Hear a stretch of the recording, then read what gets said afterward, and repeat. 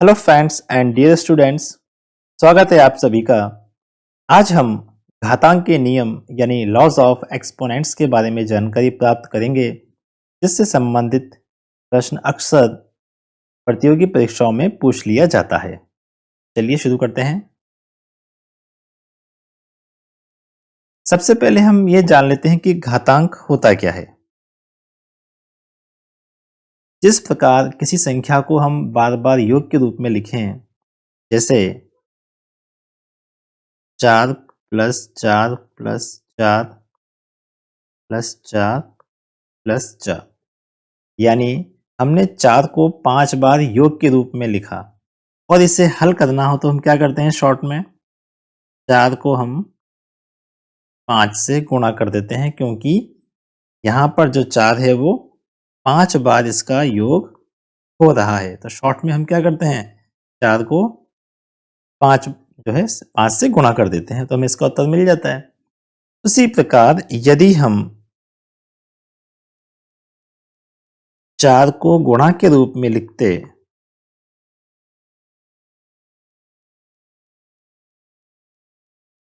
तो इसे short form में लिखने के लिए, एक संक्षिप्त रूप में लिखने के लिए हम क्या करेंगे, 4 के ऊपर अब ये कितनी बार है, ये है 1 2 3 4 5 बार है। हम क्या करेंगे, इसके ऊपर 5 को इस तरह से लिखेंगे सुपर स्क्रिप्ट में।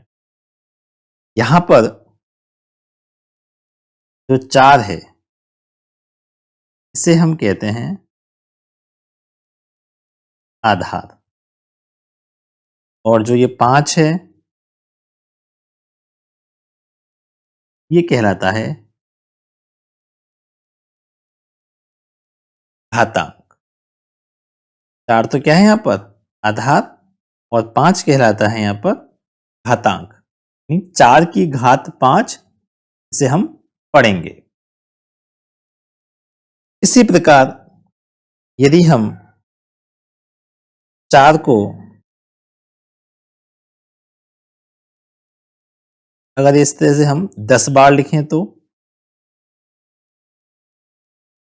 क्या करेंगे, हम 4 की घात 10 इसे लिखेंगे, और यदि 10 बार की जगह हम लिख देते हैं n बार। n कोई संख्या है, कुछ भी हो सकती है, 1 2 3 4 5 जो भी चाहें, तो हम क्या करेंगे, 4 की घात n। और अगर हम इस 4 की जगह कोई और संख्या ले लें तो, जैसे a। अब a कोई सी भी संख्या हो सकती है, ये एक भिन्न संख्या भी हो सकती है, ऋणात्मक या धनात्मक, प्लस या माइनस वाली संख्या भी हो सकती है। ठीक है, अगर a इसको हम बार बार गुणा करें, कहां तक, n बार तक। n कोई संख्या है, ठीक है, जो भी दे रखा हो, तो यहां पर हम इसे कैसे लिखेंगे, a की घात n, यानी यहां पर जो a है ये तो क्या है, आधार, और n इसका घातांक है। ठीक है, तो इस प्रकार से हम संख्याओं को घातांक के रूप में लिख सकते हैं। और किसी संख्या को घातांक के रूप में लिखने के लिए हमें उसके अभाज्य गुणनखंडों के बारे में जानकारी होनी चाहिए। जैसे कि हम एक उदाहरण ले लेते हैं, 64। अगर हम इस 64 को घातांक के रूप में लिखना चाहते हैं तो हमें सबसे पहले इसके अभाज्य गुणनखंड ज्ञात करने होंगे। और 64 के अभाज्य गुणनखंड क्या होते हैं, 2 गुणा 2 गुणा 2 गुणा 2 गुणा 2 गुणा 2। ठीक है, क्योंकि अगर हम इसको हल करेंगे, यहां पर 2 6 बार गुणा हो रहा है। ठीक है, यानी कि इसे हम क्या लिख सकते हैं, 2 की घात 6, यानी 64 को 2 की घात 6 के रूप में हम घातांक रूप में लिख सकते हैं। और आप इसको गुणा करेंगे तो आपको 64 मिल जाएगा। कैसे, 2 दूआ 4, 4 दूआ 8, ऐसे ये कितना है 8, 8 गुणा 8 कितना होता है? 64। ठीक है, इस प्रकार से हम अभाज्य गुणनखंड ज्ञात करके उसे इसी संख्या को हम घातांक रूप में लिख सकते हैं। तो ये छोटा सा परिचय था घातांक के बारे में। हम इसके नियमों की ओर चलते हैं। सबसे पहला जो नियम है इसका वो होता है एक ही आधार वाली घातीय संख्याओं का गुणा। जैसे हमने एक उदाहरण लिया, 2 की घात 3 गुणा 2 की घात 4। यहां पर आप देखें 2 और ये यहां भी क्या है 2। दोनों ही घात वाली संख्याओं में इनके आधार कैसे हैं? समान हैं। 2 की घात 3 का मतलब अभी मैंने आपको बताया था। 2 की घात 3 का क्या मतलब हुआ कि जो 2 है वो 3 बार गुणा हो रहा है, यानी कि 2 गुणा 2 गुणा 2। इसी प्रकार हम यहां देखें 2 की घात 4, इसका क्या मतलब हुआ? इसका मतलब हुआ कि 2 4 बार गुणा हो रहा है। ये ठीक है, ये 2 की घात 3, ये 2 की घात 4 को हमने इस तरह से लिखा। और आप जानते हैं घातांक रूप में लिखना सीख चुके हैं। यहाँ 2 गुणा 2 गुणा 2 गुणा 2 गुणा 2, यानी कि जो 2 है वो 7 बार गुणा होता है, यानी 2 की घात 7 हम इसे लिख सकते हैं। अब यहां आप देखें कि जो क्वेश्चन था उसमें क्या था, 2 की घात 3 गुणा 2 की घात 4। तो जब हमने इसको इस तरह से लिखा इसके विस्तृत रूप में, जब बाद में इसको घातांक रूप में लिखा तो हमें मिला 2 की घात 7। तो यहां से हम देख सकते हैं कि हमने क्या किया, 2 की घात 3 और 2 की घात 4 जो था दोनों के आधार समान थे, तो हम इसके अगर घातांकों को जोड़ दें यानी 3 + 4 कर दें तो हमें क्या मिल जाएगा, 2 की घात 7, जो कि हमने इस तरह से हल करके प्राप्त किया। तो यहां से एक शॉर्ट हमें एक सूत्र मिल गया, सूत्र का निर्माण हो गया कि जब भी समान आधार वाली दो घातीय संख्याएं हों, यहां पर इनके आधार क्या है a, कोई सी भी संख्या हो सकती है, कोई सा भी अंक हो सकता है, दोनों के आधार समान हैं, तो यहां पर क्या होगा, इनके जो घाते हैं घातांक हैं वो आपस में जुड़ जाएंगे, यानी a की घात m + n। तो यहां से एक सूत्र का निर्माण हो गया, इसको आप अप्लाई करके इस तरह के सवालों को हल कर सकते हैं। एक उदाहरण ले लेते हैं हम छोटा सा, जैसे -5। हमने एक ऋणात्मक संख्या ले ली -5 और इसकी घात है 2 गुणा -5 और इसकी घात हम ले लेते हैं 3। तो यहाँ पर दोनों ही घातीय संख्याओं के जो आधार हैं यानी -5 इधर भी है -5, आधार समान है, तो हम क्या करेंगे, इनकी घातों को जोड़ देंगे, यानी -5 की घात हो जाएगी 2 + 3। ठीक है, कितना है इसका मान, -5 की घात, जोड़ दें आप 2 और 3 को, कितना हुआ 5। ठीक है, इसको विस्तृत रूप में आप लिखेंगे तो क्या हो जाएगा, -5 को आपको 5 बार मल्टीप्लाई करके लिखना है। ठीक है, -5 की घात 5 हमें ये प्राप्त हुआ जब हमने इस सूत्र को अप्लाई किया। अगले नियम की ओर चलते हैं। दूसरा नियम है एक ही आधार वाली घातीय संख्याओं का भाग। यहां हम देखेंगे जब आधार समान हो, 2 की घात 5, इसमें भाग लगाएंगे हम 2 की घात 3 का। अब इन समान आधार वाली घातीय संख्याओं के भाग के बारे में हम देखें तो हम 2 की घात 5 भाग चिन्ह 2 की घात 3 को कैसे लिख सकते हैं, 2 की घात 5 में भाग दे रहे हैं हम किसका, 2 की घात 3 का, हम इसे बटे के रूप में ऐसा लिख सकते हैं। 2 की घात 5 का मतलब क्या हुआ, 2 गुणा 2 गुणा 2 गुणा 2, तो 5 बार आप इसको लिखें। और नीचे 2 की घात 3 है, यानी 2 गुणा 2। इसे आप हल करें, 2 से ये 2 कटा, इस 2 से ये 2 कटा और इस 2 से ये 2। क्या मिला अपन को? यहाँ मिला हमें 2 गुणा 2। 2 गुणा 2 का क्या मतलब हुआ? 2 की घात 2। अब यहाँ आप देखें इस क्वेश्चन में, इससे हमें क्या मिल रहा है ये? 2 की घात 2। ये कैसे मिला? यहाँ पर हमने क्या किया? 5 माइनस 3, यानी इनकी घातों को घटाना होगा। पहली वाली जो घातीय संख्या है उसके घातांक में से हमने जो है दूसरी घातांक वाली जो संख्या थी उसके घातांक को हमने घटाया, यानी कि 2 की घात 5 माइनस 3 हमने किया, तो हमें क्या मिला? 2 की घात 2। ठीक है, तो यहां से एक नए सूत्र का निर्माण हो गया है। तो वो सूत्र क्या होगा? a की घात m भाग चिन्ह a की घात n बराबर a की घात m माइनस n। ठीक है, ये एक नियम बन गया है। जब भाग के रूप में दो समान आधार वाली घातीय संख्याएं हों तो हम उनके घातों को घटाएंगे। लेकिन ऐसा हम कब करेंगे?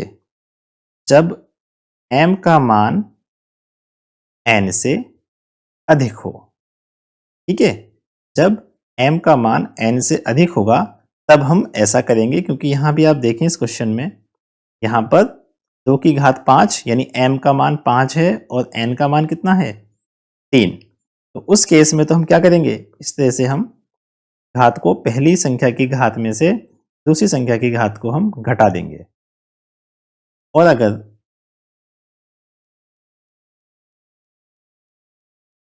तीन की घात 3 भाग चिन्ह 3 की घात 7, यहां आप देखें, यहां हम देखते हैं कि जो m है वो n से छोटा है, यानी n का मान m से बड़ा है। सबसे पहले तो हम क्या करें? इसको देखें, 3 की घात 3 बटा 3 की घात 7, आप इसे सबसे पहले बटे के रूप में ऐसे लिखेंगे। फिर 3 गुणा 3 गुणा 3, 3 की घात 3 का ये मतलब होता है। नीचे 3 की घात 7 है तो आप इसे 7 बार लिख लेंगे।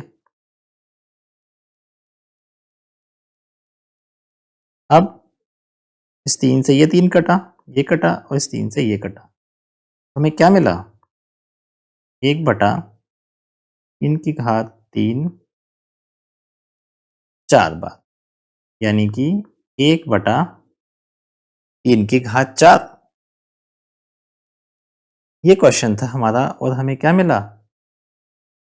ये कैसे हुआ ये? यहाँ पर हमने क्या किया, क्योंकि n का मान बड़ा था तो हमने 3 की घात 7 में से पहले वाली जो घातीय संख्या थी उसके घातांक को घटाया। तो यहाँ से एक नए सूत्र का निर्माण हो जाएगा, a की घात m भाग चिन्ह a की घात n बराबर 1 अपॉन a की घात n माइनस m। और ऐसा हम कब करेंगे? ऐसा हम करेंगे जब n का मान m से बड़ा होगा। ठीक है, अगले नियम को देखते हैं। अगला नियम है शून्य घातांक का, यानी किसी संख्या पर यदि घात शून्य हो, ये अलग से वैसे कोई नियम नहीं है, एक कंडीशन है। जैसे कि हम लेते हैं 3 की घात 2 भाग चिन्ह 3 की घात 2, और ऐसा हम देख चुके हैं कि जब आधार समान होता है क्या करते हैं? घातों को घटाते हैं, यानी 3 की घात 2 माइनस 2 में क्या मिला? 3 की घात 0। तो एक कंडीशन ऐसी आ गई, यहाँ तो सूत्र हमने पहले वाले नियम का ही लगाया है, लेकिन घात हमें कैसी मिली है? शून्य के रूप में प्राप्त हुई है। तो जब हमें घात शून्य के रूप में प्राप्त होगी तो उसका मान क्या होगा? देखो इसका मान कैसे निकालेंगे हम? इसको हम ऐसे भी लिख सकते हैं, 3 की घात 2 बटा 3 की घात 2। 3 की घात 2 का मान क्या होता है? 3 गुणा 3, ये हुआ उसका मतलब। नीचे वाले 3 की घात 2 का मतलब भी ये हुआ। अब हम इसको काटते हैं। 3 से 3 कटा एक बार, 3 से 3 भी कटा एक बार, तो फाइनली हमें क्या मिला? 1। इसको हमने जब हल किया तो हमें मिला 3 की घात 0। जब हमने इसको ऐसे हल किया तो हमें क्या मिला? 1। इसका मतलब क्या हुआ? 3 की घात 0 का मान क्या हुआ? 1।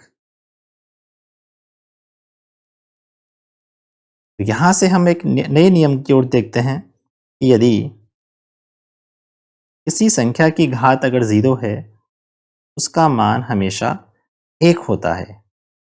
ये यहाँ पर कुछ भी हो सकता है, चाहे वो धनात्मक संख्या हो, ऋणात्मक हो, कोई रैशनल नंबर हो, भिन्न वाली संख्या हो, कुछ भी हो, अगर घात 0 है तो उसका मान हमेशा 1 होगा।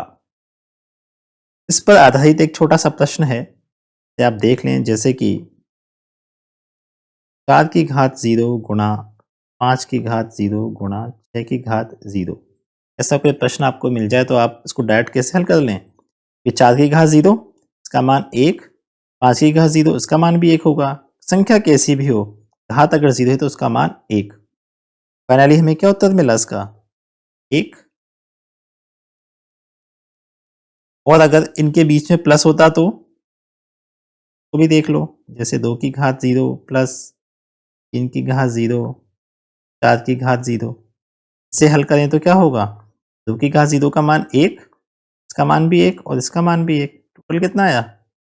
3। तो ऐसे प्रश्न भी अक्सर एग्जाम में पूछ लिए जाते हैं, जिन्हें आप ध्यान रखेंगे। अगला नियम आता है घातीय संख्या का घातांक। यानी हमें कोई एक संख्या दे रखी है, जैसे 5 की घात 2, और इस घातीय संख्या के ऊपर भी घातांक अगर हमें दे दिया जाए, यानी घात 3, तो इसका क्या मतलब हुआ?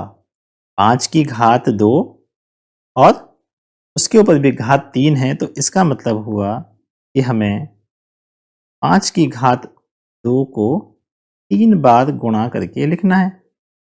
ये तो मतलब है कि 5 की घात 2 के ऊपर घात कितनी है? 3, यानी हमने इसको 3 बार लिखा। और यहाँ पर आप देखें कि ये आधार 5, यहाँ 5 और यहाँ भी 5। जब आधार समान होते हैं तो क्या करते हैं हम? उनकी घातों को जोड़ देते हैं, यानी कि 2 प्लस 2 प्लस 2। तो मैंने आपको शुरुआत में बताया था कि जब एक ही संख्या बार-बार रिपीट हो रही है योग के रूप में, यानी 2 को हम 3 बार जोड़ रहे हैं, तो हम इसे क्या लिख सकते हैं? 2 गुणा 3। ठीक है? अब आप देखें कि जो हमारा क्वेश्चन था, ये वाला, उसे हमने इस रूप में प्राप्त किया। यहाँ पर ये 2 और 3, यहाँ भी हमें मिल रहा है 2 और 3, यानी जो दोनों घातें थी वो आपस में गुणा हो गई। तो यहाँ से हम एक सूत्र का निर्माण कर सकते हैं कि यदि a की घात m और उस पर भी घात n है, तो ये दोनों घातें आपस में गुणा हो जाएंगी। इस बात को भी आप याद रखेंगे। अब देखते हैं हम अगले नियम की ओर। समान घातांक वाली संख्याओं का गुणन। यदि आपको दो संख्याएं दे दी जाएं, फॉर एग्जाम्पल 2 की घात 4 गुणा 3 की घात 4, तो यहां आप देखें कि जो इनके घातांक हैं 4, यहां भी 4, घातांक तो इनके समान हैं, आधार अलग अलग हैं। अगर हम इसे विस्तृत रूप में लिखें तो कैसे लिखेंगे? 2 की घात 4 को हम कैसे लिखेंगे? 2 को हम 4 बार गुणा के रूप में लिखेंगे। ठीक है? और जो 3 की घात 4 है, यहां पर आप 3 को 4 बार लिखेंगे गुणा के रूप में। और हम चाहें, क्योंकि यहाँ पर जितने 2 हैं 4 बार, 3 भी कितनी बार हैं? 4 बार हैं। और गुणा में आप चाहें तो उसको ऐसा लिख सकते हैं 2 गुणा 3, 1 2 और ये वाला 3 गुणा करें पहले हम। फिर इस 2 को इस 3 से गुणा करें, इस 2 को इस 3 से गुणा करके हम चाहें तो उसे कुछ इस प्रकार लिख सकते हैं। ठीक है? यहाँ पर 2 गुणा 3 4 बार गुणा हो रहा है। इसका मतलब 2 गुणा 3 की घात हम 4 इसे लिख सकते हैं। यहां से आप देखें, इसे हमने इस रूप में प्राप्त किया। इसको हम सूत्र के रूप में बदल सकते हैं, यानी a की घात m, क्योंकि दोनों आधार अलग अलग हैं। यहां हमने a लिया है, अब हम यहाँ क्या ले लेते हैं? b ले लेते हैं, क्योंकि घात तो इन दोनों की समान है, यानी इसकी m है तो इसकी भी m है, यानी आधार अलग हैं और जो इनके घातांक हैं वो समान हैं। उस केस में हम क्या करेंगे? इनके आधारों को गुणा कर देंगे। यहाँ भी देखें आप, यहाँ आधार कितना था? 2 और 3। यहाँ हमने क्या किया? आधारों को गुणा किया, 2 गुणा 3। ब्रैकेट के बाहर क्या लिखा? जो इनकी घातांक था, जो समान था 4, उसको हमने बाहर लिखा। ऐसे हम यहाँ करेंगे a गुणा b और इनकी घातांक क्या है? m, इसको हम बाहर लिखते हैं। इस प्रकार अगर आपको समान घातांक वाली संख्याएं मिलेंगी तो संख्याओं को गुणा करके और कॉमनली उसके बाहर हम ये घातांक को लिख देंगे। इस पर आधारित एक प्रश्न देख लें आप। जैसे 5 की घात 3 गुणा 1/5 की घात 3। अब यहाँ आप देखें कि दोनों के जो आधार हैं वो अलग अलग हैं। एक में तो आधार 5 है और दूसरे में 1/5 है, किंतु दोनों के घातांक 3 3 दोनों के ही समान हैं। तो हम क्या करेंगे? इनके आधारों को तो गुणा कर देंगे और ब्रैकेट के बाहर जो उनकी घातांक है 3, उसको लिख देंगे। तो यहाँ आप देखें 5 से ये 5 कट जाएगा, क्या मिलेगा अपन को? 1 की घात 3, यानी कि इसका मान क्या मिला? 1। इस प्रकार से आप प्रश्नों को हल करेंगे इस नियम की सहायता से। अगला लास्ट नियम देखेंगे हम, समान घातांक वाली संख्याओं का भाग। देखो, जैसे हमने एक उदाहरण लिया 3 की घात 5, हम भाग कर रहे हैं, भाग चिन्ह 4 की घात 5। यहाँ भी आप देखिए हमने दोनों ही आधार अलग लिए हैं, लेकिन इनके जो घातांक हैं 5, यहाँ 5, दोनों जगह बराबर हैं। इसे हम कैसे लिख सकते हैं बटे के रूप में? 3 की घात 5 बटा 4 की घात 5। से और सिंप्लीफाई करना चाहें, हम विस्तृत रूप में लिखना चाहें तो कैसे लिखेंगे? 3 को आप 5 बार गुणा करके लिखेंगे और 4 को भी आप